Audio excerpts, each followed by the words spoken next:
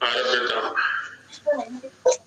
ओम सहना भवतु सहना भुनक्तु सह वीर्यं करवावहै तेजस्विनावधीतमस्तु मा विद्विषावहै।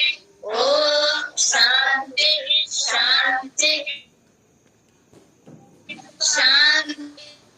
शिक्षायां स्थान प्रकरणं नाम प्रथमं प्रकरणम् अस्माभिः अधीतम्। तत्र प्रायेण सर्वेषामपि वर्णानां स्थानानि यतः स वर्ण उच्चार्यते तस्य विचारः कृतः। मन्ये सर्वेषामपि स्थानानाम् अभ्यासः अस्माभिः कृतः स्यात्। येन कस्य वर्णस्य उच्चारणं भवति इति। तत्र एकैकशः अद्य संक्षेपेण विचारः करिष्यते।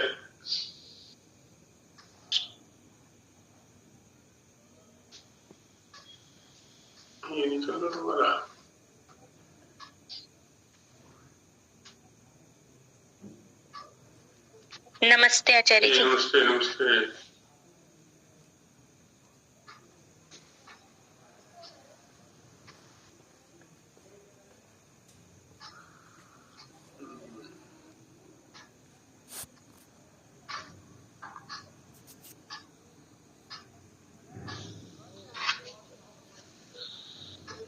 चलिए आरंभ करते हैं।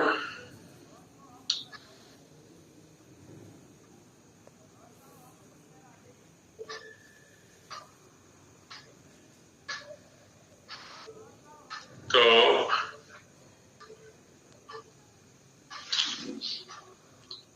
ओकारस्य उच्चारणं स्थानं किमस्ति? ओकार का उच्चारण स्थान क्या है? पहले गुरुकुल वालों से आरंभ करते हैं।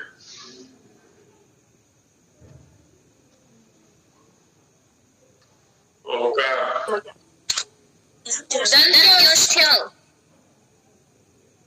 दन्त्योष्ठ्यः सूत्रं किमस्ति?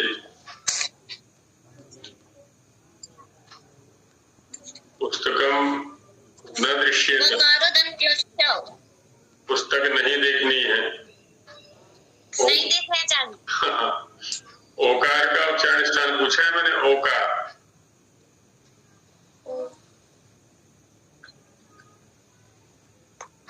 तुम संभवतः वकार का बता रहे हो। ओकार का पूछा है।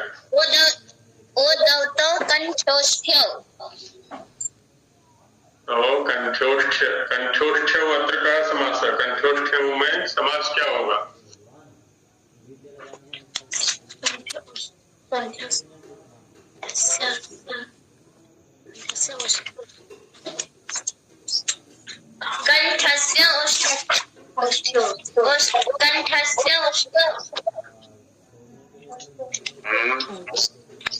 एक बताओ, फिर जब एक ना बता पाए तो दूसरी बताएगी। सब एक साथ बताओगे तो पता पड़ेगा। कंठ्यश्च ओष्ठ्यश्च कंठ्योष्ठ्यौ। हो गया ये किसने बताया? माही ने? जी आचार्य। अच्छा, अब तुम मत बोलना, आप कोई दूसरी बताए, ठीक है? या इसमें कुछ सुधार की अपेक्षा है? और कौन है? आरती है? कौन है वहां पर?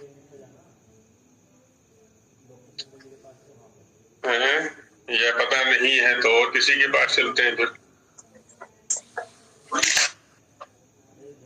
हाँ जी, इधर कोई बताएंगे कंठोष्ठ्य में क्या समास होगा? जी आचार्य जी, कर्म धारय होगा। क्या विग्रह करेंगे? कंठ्यौ च तौ ओष्ठ्यौ कंठ्योष्ठ्यौ।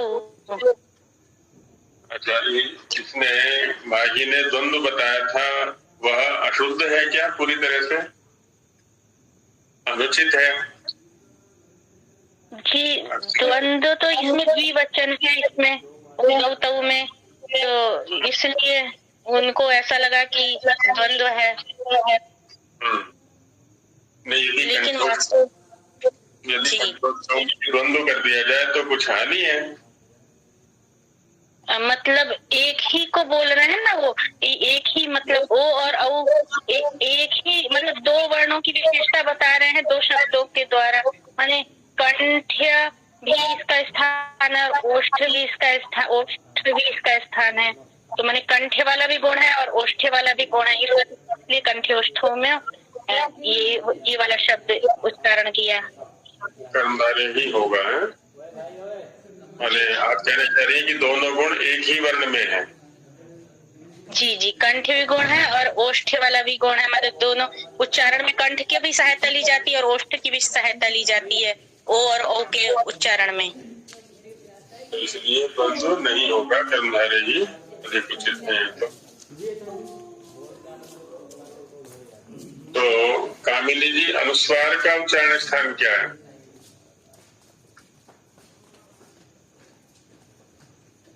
कामिनी जी आई हुई है, कामिनी राठी। अनुस्वार से उच्चारण स्थानम आचार्य, अनुस्वार नासिका एव भवति। नासिका भवति। सूत्रम स्मर्यते वा? मतलब पहले जो लघु सिद्धांत कौमुदी से किया था वो अलग, लेकिन यहाँ जो किया वो अभी याद नहीं। अनुस्वार है नासिका। कोई नहीं, सिद्धांत वाले बोल दीजिए आप, कोई नहीं, जो याद है आपको। अब तो शनि शनि एम समरामी अनुस्वार है यमा नासिका अनुस्वार यमा साधु भवति। ये तो साधु अनुस्वार यमा नासिक्याः। लकारस्य उच्चारण स्थानम किमस्ति? नलिनी जी, उच्चारण ल का उच्चारण स्थान क्या है? ल का उच्चारण, अरे भाई, जिससे पूछा जा रहा है केवल वही बोल रहे अपने पर्याय में बोले। वांदरी वृत्ति का आचरण नहीं करना है, बंदर नहीं बनना।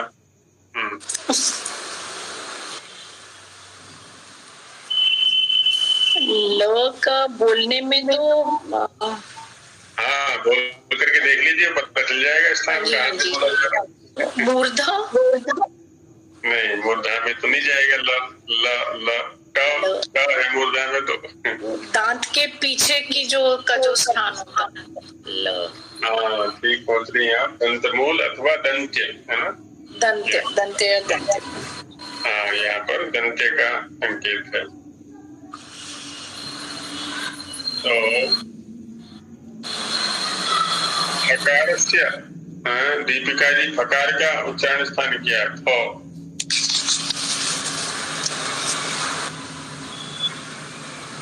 नमस्ते आचार्य जी। हाँ जी। दंत मूल्य इसका उच्चारण माना जाता है। सूत्र भी है ध्यान में। रेफो दंत मूल्यम एकेषाम्। रेफ नहीं, फ का पूछा है मैंने। फल, फकारेण फलम।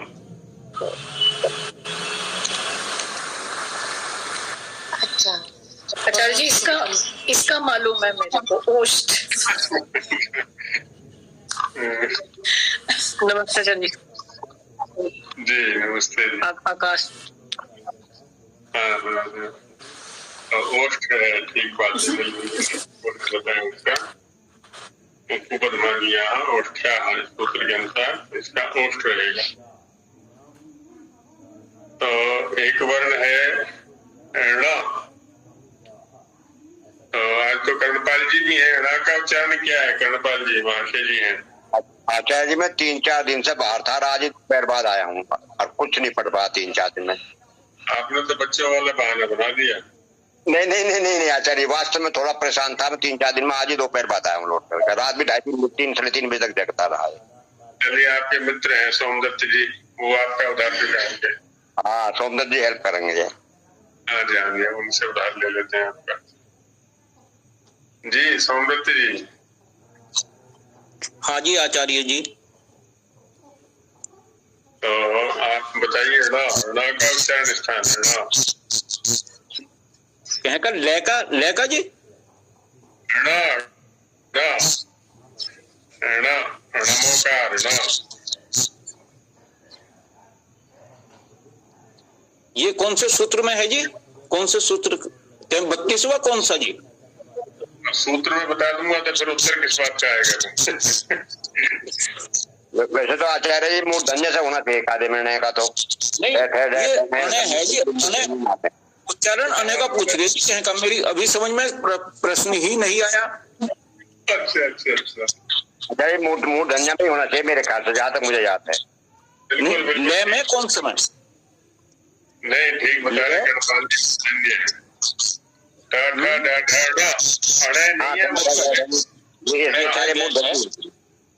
अंगे का पूछ रही थी। अंगे हाँ, अनुनासिक और कंठ है।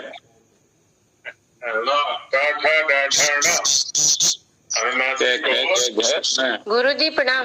ये जो है, ये पांचवा अक्षर जो है कै खे गे वाला, इसका कै खे गे घे अंग नासिका भी है। एक तो नासिका हो गया जी, और कंठ हो गया, कंठ। नासिका और कंठ हो गया जी। ग का बता दिया आपने, चलिए कोई बात नहीं। चलिए अब देखते हैं कौन बता पाएंगे।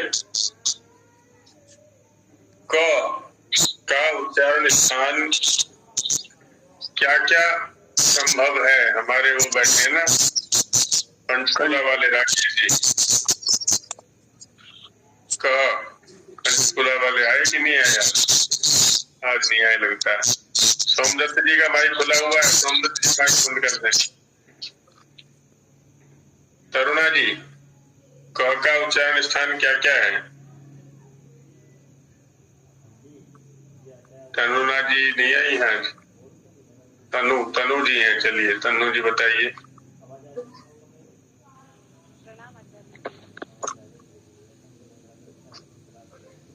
और कौन बताएंगे क का उच्चारण स्थान क्या क्या है? हमारे सत्यवान जी भी तो हैं। अच्छा जी, मैं बताऊं? आकाश जी, हाँ बताइए। विसर्जन या कंठ सूत्र से। हाँ, प्रश्न में मैंने क्या क्या ये भी लगाया था, 2 बार क्या शब्द का प्रयोग किया है? भी होगा आचार्य जी। जी हम बताएं? हाँ जी बताइए। गुरुजी, क का उच्चारण स्थान जो है वो कंठ भी होगा और जीवा भी होगा। जीवा मूल भी होगा। और भी है कोई सूत्र? हाँ। सूत्र के अनुसार और भी कोई उच्चारण है क्या, स्थान है क्या इसका? जी आचार्य जी, एक स्थान और है। सर्वमुखानम वर्णम। वो तो क का बोल दिया आपने बहन जी, मैं तो क का पूछ रहा हूँ। जी। उसी से उच्चारण स्थान कंठ हो गया, जिह्वा हो गया और मुख तो होगा ही। कंठ्यान आस्य मात्र नित्य के भी मुख मात्र। कंठ वहां पर पड़ा हुआ है।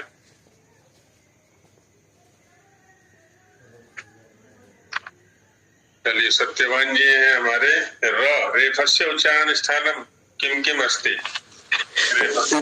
जी आचार्य जी, रेफ का एक तो मूर्धा है और में उसे दंत मूलीय भी कहा गया है। तो सूत्र है वहाँ ऋतु रसा मूर्धन्य और रेफो दंत मूलीय एकेशाम, इस सूत्र से। बिल्कुल ठीक है।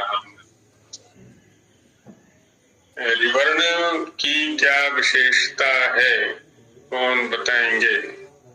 रिवर्णस्य का विशिष्टा व्यवस्था वर्तते।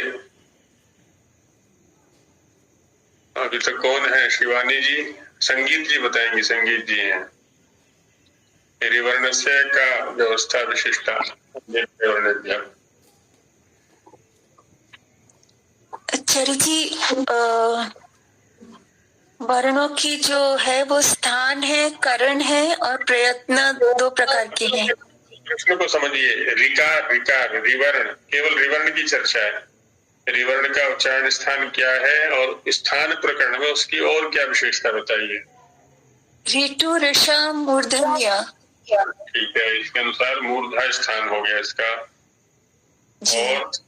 और भी कोई विशेषता इसकी बताइए, रिकार की या रिवर्ण की। और ये कहा गया है एकेशाम आचार्य ने कहा है कि रेफ और रिकार का दंत मूल्य भी हो सकता है। नहीं, रेफ के लिए तो नहीं, वो रिकार के लिए नहीं कहा, वो तो रेफ के लिए कहा है कि वो रिकार की और क्या विशेषता है। गुरु जी, हाँ जी, वो नहीं है। गुरु जी लिखा हुआ है सरेफ रिवर्ण, रेफ के सहित रिवर्ण है, उसको मूर्धा स्थान में बोलना चाहिए। सरेफ रिवर्ण, रिवर्ण की रेफ सहित भी स्थिति मानी हुई है। एक ये इसकी अपनी विशेषता है। तो आचार्य जी, ऋतु रशाम में र तो आ ही गया है ना आचार्य जी, रेफ। ये कौन सा सूत्र नंबर है 43। ऋतु, रशाम, मूर्धन्य में तो र भी है, ट भी है, र भी है। ऋतु, रशाम। ये 2 बार क्यों लिखने की आवश्यकता? रिकार भी है। तो इसमें जो कहा हुआ है ना, सरेफा रिवर्ण में स्थान कृत व्यवस्था नहीं बताई है, वो तो स्थान की चर्चा तो पहले कर दी है। यहाँ केवल इतना बताया है कि रिकार को रेफ सहित भी माना जाता है।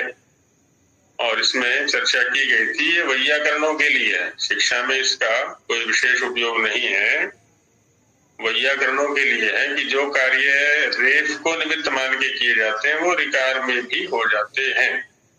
अणत्व आदि कुछ कार्य हैं ऐसे, जो जिन्होंने संधि प्रकरण पढ़ा है उनको ध्यान होगा इन चीजों का। अच्छा जी, इसमें ऋषि जी व्याख्या लिखते हैं कि जो रेफ के सहित रिवर्ण है उनको मूर्धा स्थान में बोलना चाहिए। स्थान की चर्चा पहले आ चुकी है। र का भी मूर्धा स्थान है, री का भी मूर्धा स्थान है। तो यहाँ पर क्या है ना, स्थान भी तो बताया है, री का उच्चारण स्थान का, वर्ग का सॉरी वर्ग रिवर्णस्य जिह्व्यः। हाँ, नहीं अच्छा जी, जैसे ये बोल दिया कि ऋतु, रसा, मूर्धन्याः, कि रिकार और रेफ ये दोनों, इन दोनों के स्थान मूर्धा है, उच्चारण स्थान। तो फिर ये बात दोबारा लिखने की क्यों आवश्यकता पड़ी कि भाई रेफ के सहित रिवर्ण है उसको मूर्धा स्थान में बोलना चाहिए, जब पहले ही बता दिया कि भाई पाणिनि जी का मत ही है। तो मैं फिर से बताने का प्रयास कर रहा हूँ, उस पर ध्यान दीजिए कि र के भी उच्चारण स्थान की चर्चा आ चुकी है, रिकार के भी उच्चारण स्थान की चर्चा आ चुकी है। अब यहाँ जो चर्चा चल रही है उनके स्थान को बतलाने में नहीं है, स्थान की चर्चा तो आ ही चुकी है। यहाँ बतलाने में तात्पर्य यह है कि रिकार क्या है ना, विशुद्ध अच है, वैसे स्वर है, स्वरों के अंदर माइक बंद कर लीजिए। रिकार जो है विशुद्ध स्वर है, तो स्वर के कार्य सब होंगे उसमें, लेकिन रिकार की अपनी एक विशेषता ये है कि उसमें रेफ की भी सत्ता मानी गई है। अब रेफ क्या है? व्यंजन है। री क्या है? अच है, माने स्वर है। तो रेफ की सत्ता मानने के पीछे जो हेतु है वो व्याकरण संबंधी जो कार्य है कुछ उनको करना। जैसे वहां कहेंगे वर्षाभ्याम नौणः समान पदे, र और श इनसे उत्तरवर्ती न को न हो जाता है, तो वहां जो न को न कहा हुआ है वो र से उत्तर कहा हुआ है। अब पितृणाम यहाँ तो नहीं होना चाहिए, कर्तृणाम हर्तृणाम री से उत्तर न है, तो यहाँ कह दिया कि री रेफ सहित है। इसका मतलब जो कार्य रेफ के कारण से होते हैं वो रिकार के कारण से भी हो जाएंगे, इसलिए यहाँ पर यह कहा हुआ है और इसका कोई स्थान को बदलाने में विशेष प्रयोजन नहीं है। आचार्य जी, एक शंका थी जी। ये जो री जब हम मात्रा के जैसे यूज कर, लेकिन जैसे हम प्रिय में मात्रा लगा देते हैं आधा प और लिख के, तो ये दोनों में इसके लिए री की फिर अच के हिसाब से क्या जरूरत है? प्रिय में क्या है, 3 वर्ण हैं, प र ई जी, 2 व्यंजन है, 1 अच है। और कृषि जैसे है कृषि, वहां पर 2 वर्ण हैं, क और री अच, तो 1 व्यंजन है और 1 अच है, तो दोनों की जो सत्ता है वो अलग अलग है ना। प्री प र ई 3 वर्ण, कृषि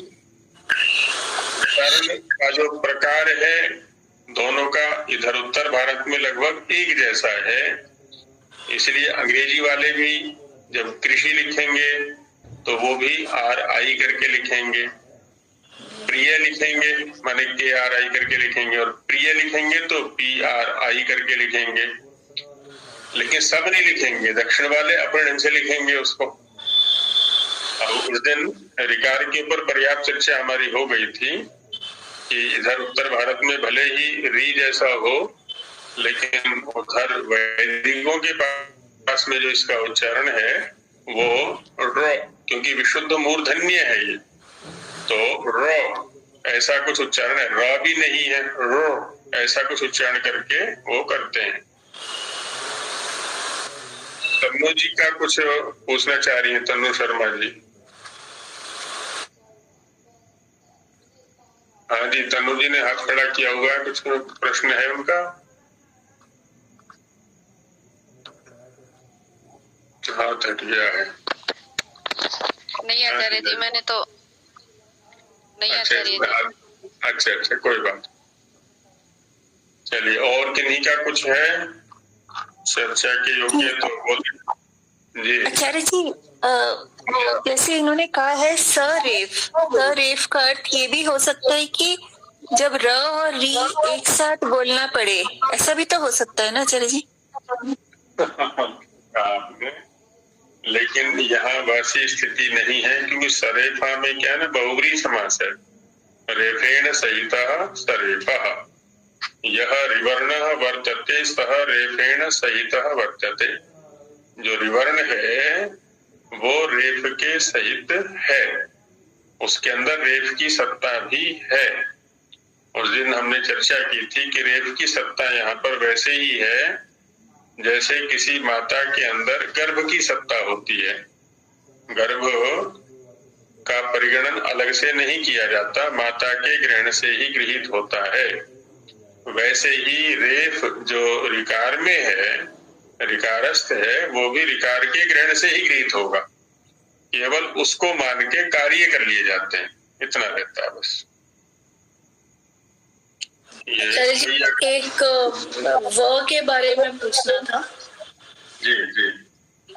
जैसे व दंत और ओष्ठ से है, जिस तरह हम लोग उसका प्रयोग करते हैं, एक इंग्लिश में जिसको हम W बोलते हैं व, वैसा भी कुछ हमारे व्याकरण में उसको भी सही माना जाएगा? देखिए, अगला ही सूत्र है उसके लिए, श्रिक्किणी स्थानम एकेषाम। आपने जो बोला ना, पहले व बोला है दोनों ओष्ठों से जी, और दूसरा बोला आपने व, तो वह श्रिक्किणी से बोला आपने। श्रिक्किणी माने जो ओठ से पीछे वाला चिकना वाला भाग है, उसका स्पर्श ऊपर के दांत से करके। अच्छा जी, मैं एक अलग कह रही हूँ, जैसे जो इंग्लिश में जिसको हम W बोलते हैं, उसमें सिर्फ ओष्ठ गोल करके व, उसमें कोई स्पर्श नहीं होता कहीं पे। तो नहीं, आप उच्चारण पर थोड़ा ध्यान दीजिए। व बोल रही हैं आप, जैसा भी बोल रही हैं उसके उच्चारण पर जो आपके मुखावयव हैं उनका जो व्यायाम है उस पर ध्यान दीजिए। कहा किस तरह का वो व। अब कोई तो कहीं तो स्पर्श हो रहा होगा, हल्का फुल्का देखिए आप। ये जो इंग्लिश का W होता है उसमें कहीं पे स्पर्श नहीं है। जैसे हम ओ बोलते हैं वैसे ओ में हवा बाहर जा रही है और व में होंठ जैसा खुल रहे हैं, उसमें कोई स्पर्श नहीं है कहीं पे भी। नहीं, जब आप W बोल रही हैं तो ब का उच्चारण करेंगे, ड के बाद ब का उच्चारण कर रहे हैं ना आप। W वर्ण का नाम तो W है। हाँ जी मैं समझ गया। जब इसको शब्द में लेकर के जाते हैं तो वहाँ W उच्चारण नहीं होता। जैसे वट बोलते हैं या जो भी वाई बोलते हैं तो वहां पर क्या है ना, व जैसा। तो कोई बहन जी कुछ बताना चाह रही थी बीच में। जैसे इंग्लिश में जो वी होता है, वी वोवल होता है, जब आप उसका उच्चारण करोगे तो आप श्रीकणी स्थान का प्रयोग करोगे वी। और जब आप जो आपकी शंका आ रही है W मतलब वकार का उच्चारण, दोनों ओष्ठ को उपयोग में करके आप कर रहे हो, तो उन्हीं के बारे में बता रहे हैं आचार्य जी। नहीं, एक मिनट मैं आपको बताती हूँ वो लोग व कैसे बोलते हैं। व तो हाँ जी, तो इसमें आपने अपने दोनों ओष्ठ का किया जी, लेकिन दांत कहीं नहीं लगता है, जैसे व और दोनों बता लेकिन इसमें वो लोग बोलते हैं व बस। हाँ, तो वह फिर उनका ओष्ठ्य हो गया बहन जी, फिर शुद्ध ओष्ठ्य हो गया। जी जी हाँ। जैसे जहाँ से प फ ब भ है तो प फ ब में तो क्या स्पष्ट स्पर्श हो रहा है जी। और इसमें जो W के उच्चारण में आप क्या ओठों की गोलाई बन रही है, खाली स्पर्श कहीं नहीं हो रहा है। जी जी जी। तो वो उसमें आ गया, ओष्ठ की स्थिति में आएगा बिल्कुल। तो उसके हिसाब उसके जैसा कोई हमारा भी वर्ण है या कहीं पे है कि वो नहीं है? अब वो हमारा उससे मिलती हुई ध्वनि देख लें, सारी ध्वनियां तो आ चुकी हैं हमारी। ऊ जैसा है, ऊ जी जी। उसमें ये हम लोग की कई बार डिबेट होती है कि जब हम लोग इंग्लिश में हलवा लिखते हैं HALWA, तो उसमें मेरी किसी से बात हो रही थी कि ये W का उच्चारण तो हिंदी में है नहीं, तो वो W क्यों लिखते हैं, V क्यों नहीं लिखते, इस बात पे चर्चा हो रही थी। आचार्य जी, हम जैसे ये भी तो बोल सकते हैं, वकार का जब उच्चारण करते हैं ओष्ठ का प्रयोग करके, दोनों ओष्ठों का प्रयोग करके, तो जो नीचे वाला अधर ओष्ठ है वो कर्ण का कार्य करेगा। तो हम ये चीज भी तो ले सकते हैं कि ओष्ठ खाली मतलब दंत ओष्ठ हो, ये सिद्ध हो रहा है यहाँ पे कि दंत का भी यूज कर रहे हैं, क्योंकि जो हमारा अधर ओष्ठ है वो स्थान के साथ पूरा टच भी नहीं कर रहा, पर प्रयत्न तो कर ही रहा है। नहीं, उसमें नलिनी जी का जो कहना है कि दांत का प्रयोग नहीं है, केवल ओठों का प्रयोग है, उनका जो उच्चारण है W के लिए, तो हम उसको ओष्ठ्य कह सकते हैं। वहां पर जैसे ऊ बोलते हैं ऊ, तो आचार्य जी जैसे इचु ईशानाम तालव्य है, जब हम इकार का उच्चारण करते हैं तो हमारा जो जिह्वा है वो स्थान से पूरा स्पर्श नहीं करती। अच्छा, आप ये कहना चाहिए अधरोष्ठ है वो दांत की ओर प्रयत्न करेगा लेकिन दांत का स्पर्श नहीं करेगा। जी जी जी। अच्छा अच्छा अच्छा, वाह वाह वाह, हाँ ये भी एक चिंतन हो सकता है। ठीक बात है आपकी। वाह वाह माने दांत की ओर अधरोष्ठ जाएगा लेकिन दांत का स्पर्श नहीं करेगा वो, जबकि जो वह ध्वनि है उसमें दांत का स्पर्श करेगा। हाँ ठीक बात। दोनों तरीके से बोल सकते हैं। श्रीकणी का अगर प्रयोग करेंगे तो ऊपर वाले दांत नीचे वाले अधर ओष्ठ से स्पर्श करेगा, और अगर ओष्ठ का दंत्योष्ठ बोलेंगे तो उसमें जो अधर ओष्ठ है वो कर्ण का कार्य करेगा, और जो ऊपर वाले दांत है वो स्थान का कार्य करेंगे। ठीक बात है, लेकिन स्पर्श नहीं करेंगे। जी जी, हाँ ये बात है ना। प्रियांशी जी ने लिखा है कि ब, तो ब में तो क्या है बहन जी, दोनों ओठ मिल जाते हैं आपस में। ब जो प फ ब भ म है, दोनों ओठ मिल जाते हैं। हमारा जो व है उसमें नीचे का ओठ और ऊपर के दांत में स्पर्श होता है, अथवा नीचे श्रीकणी स्थान और ऊपर ओठ में स्पर्श होता है। लेकिन जो बहन नलिनी जी कह रही हैं और जिसका उत्तर अभी प्रीति जी देने का प्रयास कर रही थी, उसमें यह है कि नीचे का ओठ ऊपर दांत की ओर प्रयत्न करेगा लेकिन स्पर्श नहीं करेगा, ऐसा है, ये विवेचन होता है। चलिए आगे बढ़ा जाए। अब कोई लिख करके लाए संस्कृत में? जी आचार्य जी, मैं थोड़ा सा कुछ सूत्रों का लाई। वाह वाह वाह, बहुत सुंदर जी। वर्णोच्चारण शिक्षायाम 8 प्रकरणानि सन्ति, तेषु सर्वप्रथमं प्रकरणं स्थान प्रकरणं वर्तते। अस्मिन् प्रकरणे आचार्यः वर्णानां स्थानानि ज्ञापयति। यत्रस्या वर्णाः उपलभ्यन्ते ततस्तत् स्थानम् इति आचार्येण उक्तम्। सर्वप्रथमम् आचार्यः कण्ठ्य वर्णानाम् उच्चारण स्थानं ज्ञापयति। अकुः विसर्जनीयाः कण्ठ्याः। अत्र अकारेण 18 प्रकाराः ग्राह्याः। कु इत्यनेन क वर्गस्य ग्रहणं कर्तव्यम्। अणुदिस् सवर्णस्य च प्रत्ययः इति सूत्रेण। अस्याग्रे पाणिनि आचार्यः अन्येषाम् आचार्याणां मतेन स्थानं ज्ञापयति। ह विसर्जनीयो प्रथमा द्विवचनान्तं उरस्यौ प्रथमा द्विवचनान्तं एकेषां षष्ठी बहुवचनान्तं। उरसि भवौ उरस्यौ शरीरावयवाद् यत् इति सूत्रेण भवार्थे यत् प्रत्ययः। अत्र एक शब्द अन्यवाची हकारस्य विसर्जनीयस्य च उच्चारणम् उरः स्थानेन करणीयम् इति आचार्याणाम् अभिमतम्। फिर जिह्वामूलीयो जिह्व्यः। जिह्वामूले भव प्रथमा एकवचनान्तं जिह्वामूलीयः प्रथमा जिह्व्यः भी एक प्रथमा एकवचनान्तं। जिह्वामूलाङ्गुलेच्छः इत्यनेन छः प्रत्ययः। जिह्वामूलीयस्य स्थानं जिह्वामूले भवति, अत एव जिह्वामूलीयः कथ्यते। क वर्गः रिवर्णश्च जिह्व्यः। ये सभी ये प्रथमा एक वचनांतम है, बस च जो है अव्यय पद है। कतिपय आचार्याः क वर्गम रिवर्णम च जिह्व्यम मन्यन्ते। सर्वमुख स्थानम प्रथमा एक वचनांतम अवर्णम प्रथमा एक वचनांतम इति अव्यय पदम एके प्रथमा बहुवचनांतम। सर्वम संपूर्णम मुखम स्थानम अस्य सर्वमुख स्थानम बहुव्रीहि समासः।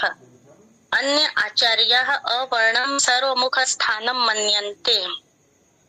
कंठ्यान आस्य मात्रान इति एके कंठ्यान द्वितीय बहुवचनांतम आस्य मात्रान द्वितीय बहुवचनांतम इति अव्यय पद एके प्रथमा बहुवचनांतम।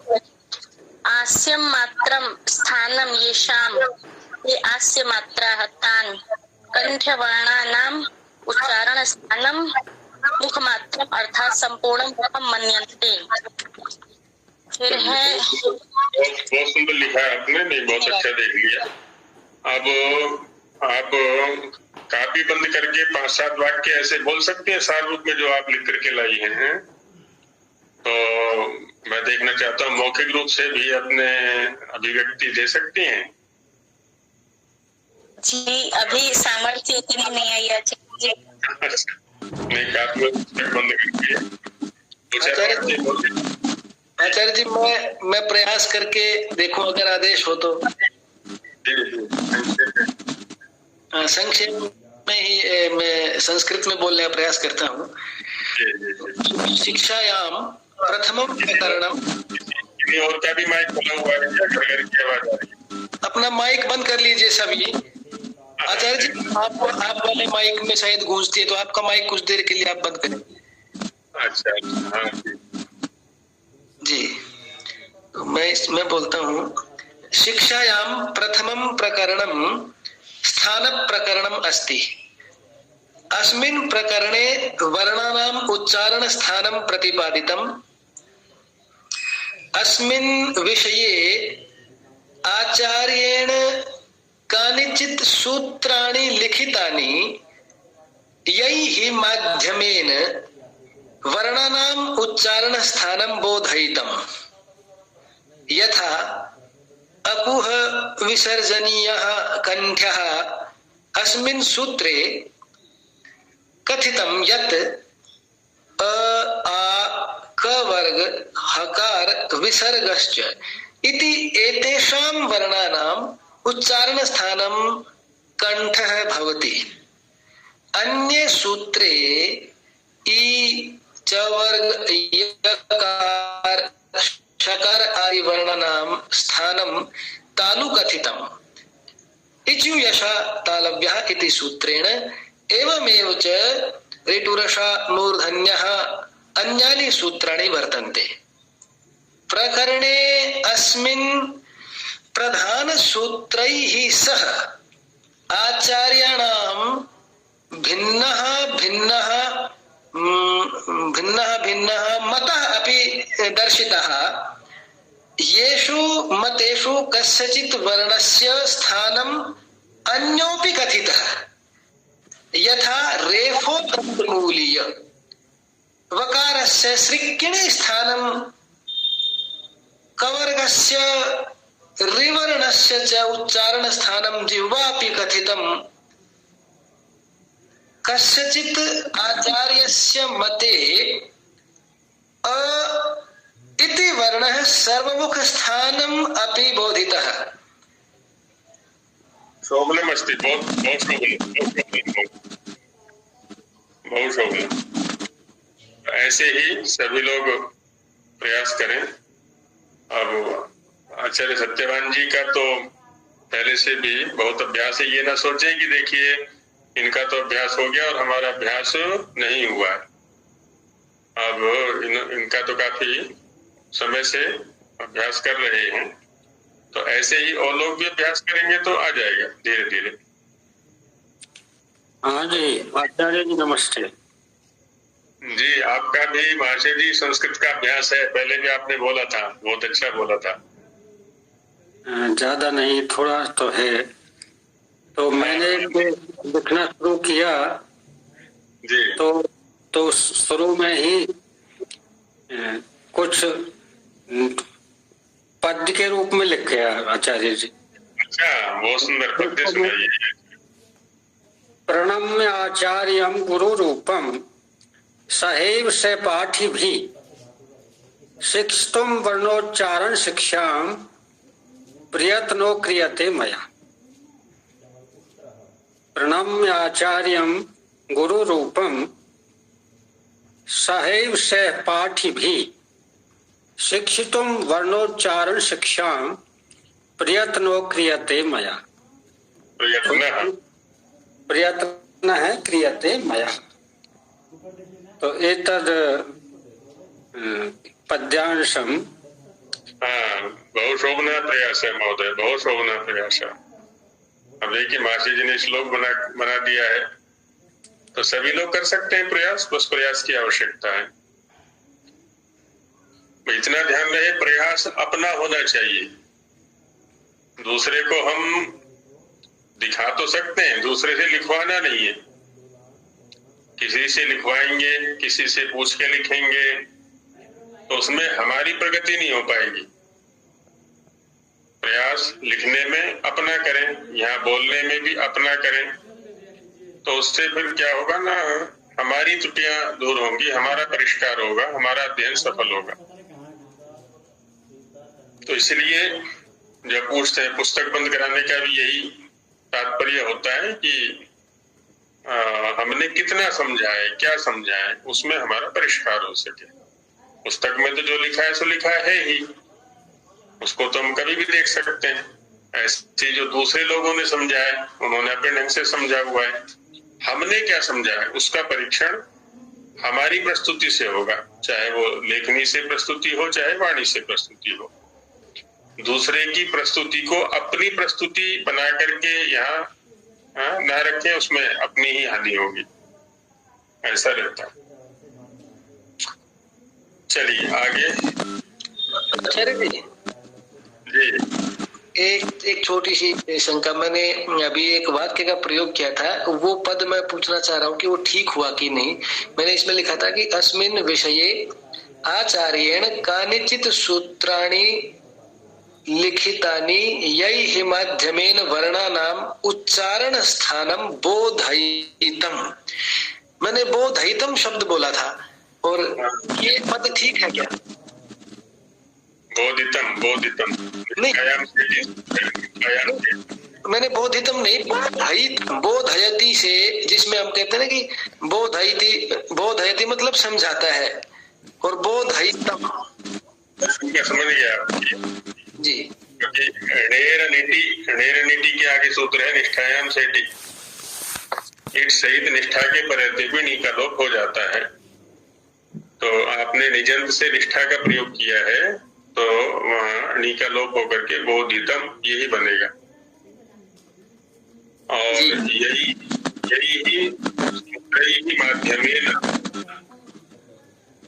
यही सूत्र ही माध्यमेन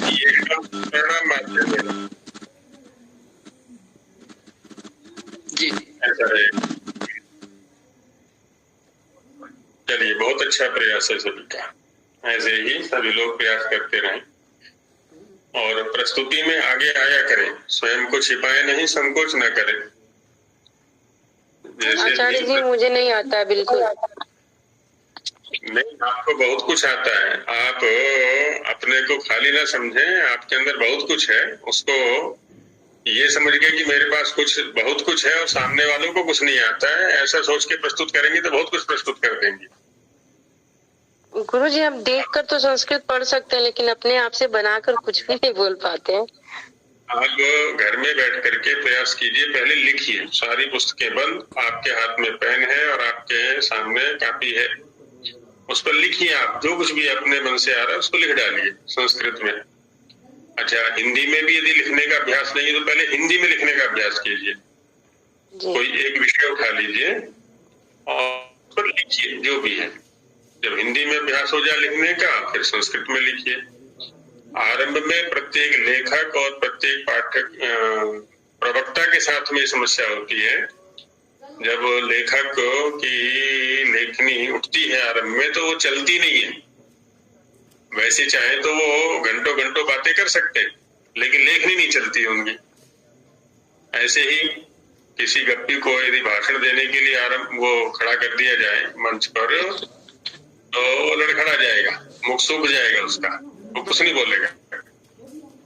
तो इसीलिए तो यहाँ तो हमने घर में बैठे हुए सारे के सारे, यहाँ संकोच नहीं करना है बिल्कुल भी। परिवार के ही लोग हैं सभी, आपस में चर्चा कर रहे हैं। और ये ना समझे कि हमारे पास कुछ नहीं है, बहुत कुछ है, सभी के पास बहुत कुछ है। केवल उसको एक व्यवस्थित प्रस्तुति देने की आवश्यकता, अभ्यास की आवश्यकता है। कल आपसे वाकई मेरे पास कम है। कल आपसे आपका खजाना देखेंगे, कल सुनेंगे आपसे। तो कुछ आता ही नहीं, क्या सुने? जो बुक में वो देख के हम बता देंगे, वो भी हिंदी में। ओम आचार्य जी। जी कृष्ण जी नमस्कार सर। जी, मेरे पास एक बुक है वृद्ध शिक्षा शास्त्र नाम से, जगदीश आचार्य जी की। वो संपूर्ण संस्कृत में ही है, और उससे मैंने एक लेख लिखा था, उससे सहायता लेकर के। हालांकि मेरे अपने अनुवाद उसमें बहुत ही कम है, उन्हीं शब्दों को परिवर्तित करके लिखा मैंने थोड़ा बहुत। वो रामा शास्त्री जी के पास पीडीएफ रूप में भेजा था मैंने। भेज दिया ना, मैं वहाँ देख लूंगा उसको। जी जी जी, धन्यवाद। चलिए अब आगे अग्रिम प्रकरण निवृत्ति। हाँ देखिए, कुछ बोल रहे हैं। अरे जी मैं भी कुछ लिखती हूँ। अच्छा प्रियांशी जी सुनाइए। हाँ अच्छा बोलिए बोलिए। आचार्य जी मैंने कुछ लिखा था तो सुनाऊँ आपको? क्या नाम? हाँ जो मैंने जब आई थी कक्षा में तो मैंने जो पाठ को पढ़ा उसको मैंने संस्कृत में लिखा है। तो सूत्र है रेफो दंत मूलीय रेफो प्रथमैकवचनान्तं मूलीय प्रथमैकवचनान्तं एकेषां षष्ठैकवचनान्तं त्रिपद्यात्मकम् इदं सूत्रम्। पुनः अत्र यदि समासः क्रियते तर्हि दन्तमूले भवः दन्तमूलीयः इति तद्धितम्। पुनः अस्य सरलार्थः भवति एकेषाम् आचार्याणां मतेन रेफस्य उच्चारणं स्थानं दन्तमूलीयः भवति। तत्पश्चात् सूत्रम् आगच्छति दन्तमूलस्तु तवर्गः दन्तमूलः प्रथमैकवचनान्तं तु अव्ययं तवर्गः प्रथमैकवचनान्तम्। अस्मिन् सूत्रे समासः भवति दन्तानां मूलं दन्तमूलं षष्ठी तत्पुरुष समासः। पुनः दन्तमूलम् अस्यास्ति दन्तमूलः बहुव्रीहि समासः। तस्य वर्गः तवर्गः षष्ठी तत्पुरुष समासः। सरलार्थः भवति एकेषाम् आचार्याणां मतेन तवर्गस्य उच्चारणं दन्तमूले भवति इत्यर्थः। बहुत अच्छा अभ्यास है प्रियांशी जी आपका, बहुत बहुत साधुवाद। दंत मूल में बहुरी समास नहीं होगा, मत्वर्थ में अच प्रत्यय होता है। पहले आपने कह दिया दंताना मूलम दंत मूलम, ये ठीक है, षष्ठी तत्पुरुष हो गया। और फिर जब कहा कि दंत मूलम अस्यास्ति, तो यहाँ मत्वर्थ में जैसे धनम अस्यास्ति धनवान, वैसे ही अर्ष आदिभ्योच एक सूत्र है मत्वर्थ प्रकरण में, तो अच प्रत्यय होकर के दंत मूला ये बन गया। तो अभी जो बहन जी कह रही थी कि मैं एकदम खाली हूँ, प्रियांशी जी उनका सहयोग कीजिए, आपके पास में पर्याप्त खजाना है। तो हाँ, प्रियांशी जी से सहयोग लें, जो भी स्वयं को खाली समझती हैं। आप अलग से थोड़ा समय निकालें तो सभी का अभ्यास हो जाएगा, कोई खाली नहीं रहेंगे, किन्हीं को खाली नहीं छोड़ेंगे। विद्या धनम सर्व धन प्रधान, सभी को धन की प्राप्ति होगी।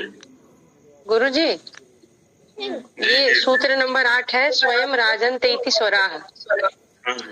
तो इसको हम थोड़ा सा बोल सकते हैं अपने आप से संस्कृत में? बोलिए सर। स्वराः इति लक्ष्य पदम अस्ति, स्वयं राजन्ते इति लक्षण पदम अस्ति। येषां वर्णानाम् उच्चारणे अन्य वर्णस्य सहायतया न अपेक्षया ते स्वर वर्णाः कथ्यन्ते। अति सुंदरम। कुतः रिक्तता उच्यते वो। आप तो, आपके पास तो बहुत कुछ है, इसलिए तो मैं कह रहा था बहुत कुछ है। आप तो व्यर्थ में कह रही है कि मैं खाली हूँ। बहुत सुंदर प्रस्तुति है, यदि प्रथम प्रस्तुति है तो बहुत अच्छी प्रस्तुति है। थोड़े बहुत तो स्खलन हुआ ही करते हैं सबके, बस ऐसे ही प्रयास करना है। जी चलिए आगे बढ़ाया जाए। कृष्ण जी के भी 2-4 वाक्य सुन लेते हैं, नहीं तो वो कहेंगे कि देखो इनके तो सुन लिए, मेरे नहीं सुने, मैंने कहा था। कृष्ण जी आप भी सुना दीजिए, 2-4 वाक्य सुना दीजिए। ओम ओम। हाँ जी हाँ जी, सारा तो नहीं सुनेंगे, 2-4 वाक्य सुना दीजिए कुछ। आरंभ के 3-4 पंक्ति बहुत होंगे। हाँ जी बोल दीजिए। शीर्षकम अस्ति संस्कृत वर्ण विज्ञानम वर्णो अक्षरमिति पर्यायौ ते स्वर व्यंजन आयोगवाह।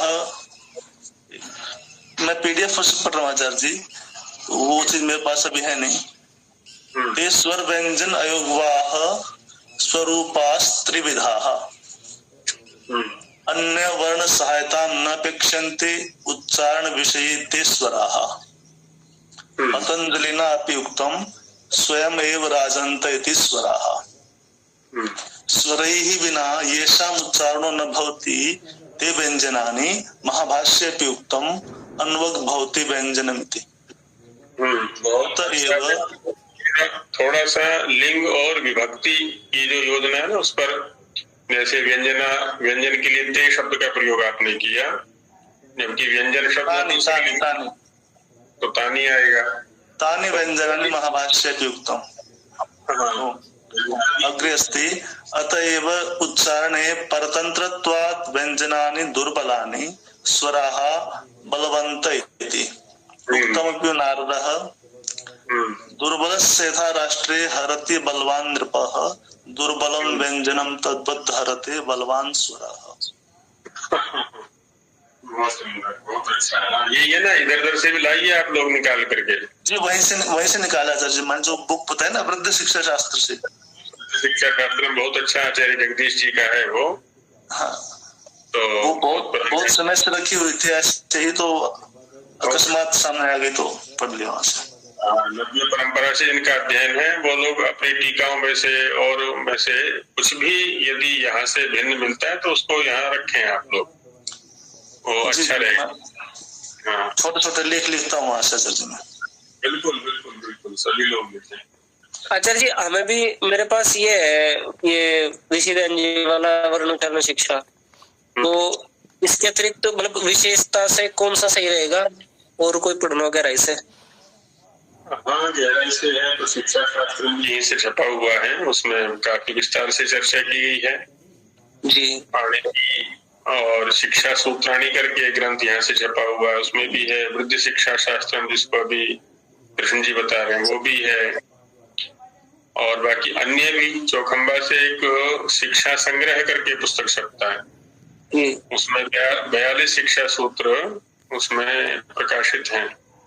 तो आचार्य जी इनका अनुवाद भी है शिक्षा संग्रह का जो चौखंबा से छपता है? आरंभ कीजिए, बिना अनुवाद के ही समझ में आ जाएगा, क्योंकि लगभग एक ही सूत्र। जी जी। चलिए अब एक सूत्र अगले प्रकरण का ले लेते हैं, यदि और किन्हीं की कोई शंका या प्रस्तुति शेष ना हो तो। आचार्य शिक्षा शास्त्र पे पूछना, ये जो वृहद शिक्षा ये वही है जो पंडित जी युधिष्ठिर मीमांसक जी ने खोजी थी? शिक्षा सूत्राणी के अंदर उसका प्रकाशन किया है। जो श्लोकात्मिका है वह बृहत है, जो सूत्रात्मिका है वो लघु है, जिसको हम पढ़ रहे हैं भी ये सूत्रात्मिका। नहीं आचार्य जी दो मिलती है ना ये भी? मैंने वही बताया, शिक्षा सूत्राणी के अंदर पंडित जी ने, मीमांसक जी ने जिस सूत्र उसका शिक्षा शास्त्र का संग्रह श्लोकात्मिका है, श्लोक रूप है, वही बृहत है या वृद्ध है, लेकिन वो अर्वाचीन है, और जिसको हम पढ़ रहे हैं ये प्राचीन है। सूत्रात्मिका प्राचीन है, श्लोकात्मिका अर्वाचीन है। अच्छा जी आचार्य जी। स्थान प्रकरण का अध्ययन हमने किया अभी, और उसमें अनुषंगतः कर्णों की भी चर्चा आ गई थी, क्योंकि जब उच्चारण कर रहे थे तो बिना कर्ण की सहायता के तो हम किसी वर्ण का उच्चारण कर ही नहीं सकते। तो मुख्य रूप से जो चिंतन था उसमें स्थानों के ऊपर था, लेकिन गौण रूप से कर्ण के ऊपर भी थोड़ा बहुत चिंतन आरंभ से ही आता रहा है, लेकिन उस पर अलग से चिंतन कर लेते हैं। यहाँ पर प्रथम सूत्र है जिह्वे तालव्य मूर्धन्य दंत्यानाम षष्ठी भोजनांतम जिह्वा प्रथमा एकवचनांतम कर्णम प्रथमा एकवचनांतम। अब यहाँ जिह्वे तालव्य मूर्धन्य दंत्य, इन शब्दों को हम समझ चुके हैं पीछे स्थान प्रकरण में, कि यहाँ पर भवार्थ में यत् प्रत्यय हुआ है, जिह्वायाम भव, जिह्व्यः, तालुनी भव, तालव्य आदि आदि। यहाँ द्वंद्व समास हो जाएगा, जिह्व्याश्च तालव्याश्च मूर्धन्याश्च दन्त्याश्च इति जिह्व्य तालव्य मूर्धन्य दन्त्याः तेषाम् इतरेतर योगो द्वन्द्वः। अब जिह्व्य वर्ण कौन से हैं? तालव्य कौन से हैं, मूर्धन्य कौन से हैं, दंत्य कौन से हैं, ये स्थान प्रकरण बताएगा। अब देखिए जिह्व्य वर्णों में कौन कौन आए। कवर्ग रिवर्णश्च जिह्व्यः, जिह्वामूलीयो जिह्व्यः, इन 2 सूत्रों में जिह्व्य वर्णों की चर्चा आई थी और कहीं पर चर्चा जिह्वा की नहीं आई है। तो एक यम के प्रसंग में भी दिया था, यमाश्च नासिक्य जिह्वामूलीया एकेषाम्, तो जिह्व्य ये वर्ण हो गए। और तालव्य इचुषा तालव्या, केवल इस सूत्र में ही तालव्य का प्रयोग हुआ है। ऐसे मूर्धन्य में ऋतुरसाः मूर्धन्याः, दंत्य में ऋतुलसाः दंत्याः, ये आया है। तो अब इसमें ये कहना चाह रहे हैं पर कि ये जो वर्ण हैं, इन वर्णों के उच्चारण में जिह्वा कर्णम, कर्ण जो है वो जिह्वा बनती है। अब यहाँ सामान्य रूप से इन्होंने कह दिया है कि जिह्वा कर्णम, इनका विवेक आगे बता रहे हैं कि किस या किन वर्णों के उच्चारण में जिह्वा का कौन सा, जैसे आरंभ में चर्चा की गई थी, अवयव है जो जिह्वा में अथवा मुंह आता है, जिह्वोपाग्र, जिह्वा मध्य, जिह्वाग्र, जिह्वाग्राध, जिह्वा का मूल जहाँ से जिह्वा आरंभ हो रही है, कंठ की ओर का जो भाग है, जिह्वा का अग्र एकदम आगे वाला भाग, जिह्वा का उपाग्र, उप कहते हैं समीप को, अग्र आगे के समीप वाला ऊपर वाला भाग, जिह्वा के अग्र का अधः माने नीचे वाला भाग। तो इन सभी अवयवों से, जिह्वा के अवयवों से हम वर्णों का उच्चारण किया करते हैं। तो किन वर्णों में जिह्वा के किस अवयव का उपयोग करते हैं उसको दिखाते हैं आगे। जैसे पहले सूत्र में कहा कि जिह्वा मूलेन जिह्व्यानाम तद येषाम अभ्यासम, सामान्य रूप से अभ्यास शब्द पुल्लिंग में प्रयोग होता है, यह नपुंसकलिंग में प्रयोग किया हुआ आचार्य ने, कि जो जिह्व्य वर्ण है ना, जिह्वा मूलेन तृतीय वचनांतम, जिह्व्यानाम षष्ठी बहुवचनांतम, तत् प्रथमा एकवचनांतम, येषाम षष्ठी बहुवचनांतम, अभ्यासम प्रथमा एकवचनांतम, जिह्वाया मूलम जिह्वा मूलम तेन षष्ठी। जिह्व्यानाम वर्णानाम, जिनको जिह्व्य वर्ण के रूप में कहा गया है स्थान प्रकरण के अंदर, तेषाम जिह्वा मूलेन, जिह्वा के मूल से, जिह्वा का आरंभ जहां से हो रहा है कंठ की ओर, उससे उच्चारण किया जाता है, या वह इसका इनका कर्ण है, साधन है। साथ में कह रहे हैं आचार्य कि तद येषाम अभ्यासम, है ना, वैसा जिनका अभ्यास है उच्चारण करने का। क्योंकि हमने वहां विचार किया था कि कुछ कंठ्य वर्ण हैं, कंठ का ही जिह्वा मूल से भी अभ्यास है, जैसा इधर उत्तर भारत में लगभग है, और उन्हीं को कंठ में ले जाकर के बोलेंगे तो वहां पर तो कंठ ही स्थान बनेगा और कंठ ही कर्ण बनेगा। कंठ की भी 2 भित्तियां हैं, एक पीछे वाली भित्ति है ना, जैसे पीछे चर्चा की गई थी, जो स्थिर भाग है वो स्थान, चलायमान है, गतिशील भाग है तो वो कर्ण के रूप में रहता है, तो आगे वाला भाग चलायमान है तो वो कर्ण बन जाता है, आगे वाला भाग पीछे वाले को स्पर्श करेगा। जबकि जिह्वोपाग्रेण मूर्धन्यानाम, अब यहाँ पर कह रहे हैं कि जिह्वोपाग्रेण तृतीय वचनांतम, मूर्धन्यानाम षष्ठी बहुवचनांतम, अग्रस्य समीपम उपाग्रम जिह्वाया उपाग्रम जिह्वोपाग्रम तेन।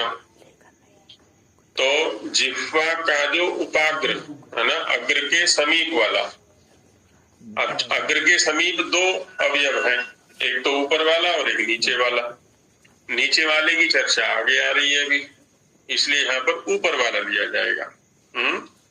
जिह्वा के अग्र का जो ऊपर वाला भाग है उससे मूर्धन्य नाम मूर्धन्य वर्णों का उच्चारण होता है। मूर्धन्य में आते हैं ऋटुरषा मूर्धन्य। अब री ट, अब ट में देखें किसका स्पर्श हो रहा है, ट ठ ड ढ ण, ट ठ ड ढ। अब माने जीभ, यदि अब अभ्यास की बात है इसमें, किसी की जीभ एकदम खड़ी होगी और किसी के जीभ के अग्र का जो ऊपर समीप वाला भाग है वो स्पर्श करेगा। अच्छा, किन्हीं का तो ऐसा भी अभ्यास है कि जीभ को मोड़ करके पीछे की ओर ले जाते है ना, जिह्वा के अग्र का जो नीचे वाला भाग है उसका स्पर्श करेंगे तो श का ख हो जाता है उनका यहाँ पर, है ना, श का ख, ख नहीं है वो, है ना, मूर्धन्य को अति मूर्धन्य कर दिया है। श सामान्य बोल रहे हैं हम ऊपर जब जीभ को खड़ा कर दिया है और उसी को मोड़ करके पीछे की ओर ले जाए, है ना, जैसे कुछ यजुर्वेदियों के यहाँ पर है। अब तो वो स्पष्ट रूप से ख ही बोलने लगे हैं और ख ही लिखने भी लगे हैं, तो इनका जिह्वोपाग्र से उच्चारण है।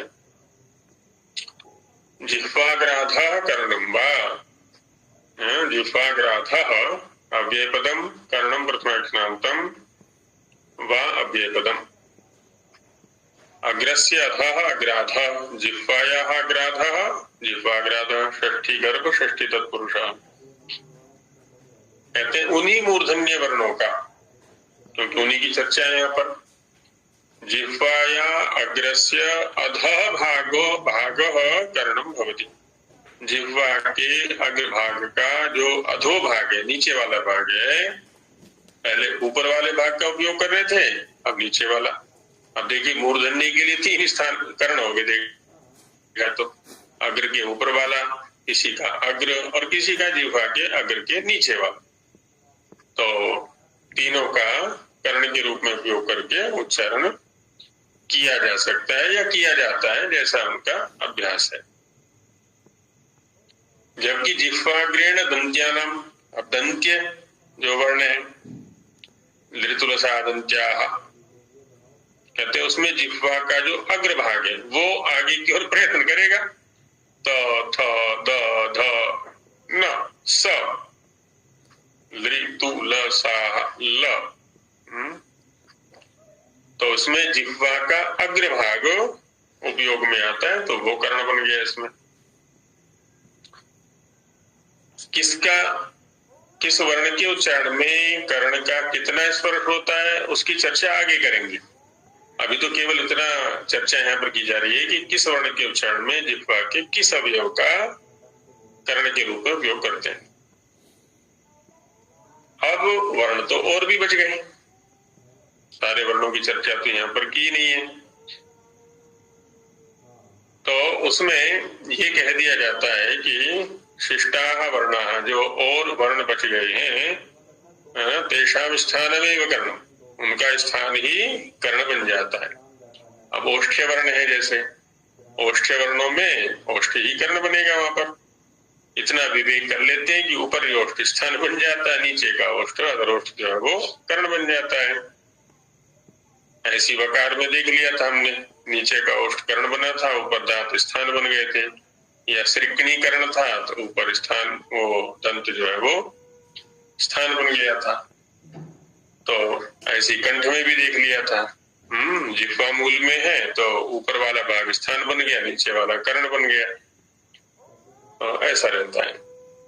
इत्येतत् अंतःकरणम्, तो क्योंकि जिन वर्णों का मुख के अंदर से उच्चारण होता है, नासिक के है तो बाहर चला गया, वहां कोई कर्ण नहीं बनना है तो नासिका ही कर्ण बनेगा, वहां पर नासिका ही स्थान है और नासिका ही कर्ण बनेगा वहां पर। तो मुख के अंदर जो वर्ण उच्चरित होते हैं उनका ये कर्ण, अंतः माने अंदर, है ना, और अंदर से तात्पर्य मुख के अंदर जिन वर्णों का उच्चारण होता है उनके कर्ण की चर्चा यहाँ पर इस प्रकरण में की गई है। आगे प्रयत्न की चर्चा की जाएगी, तो अब यहीं पर विराम लेते हैं। मंत्र पाठ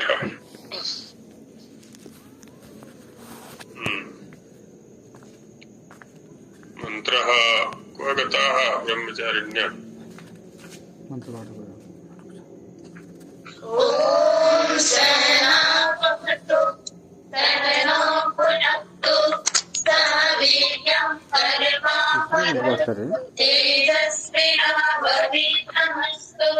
मा विद्विषावहै। ओम शांति शांति।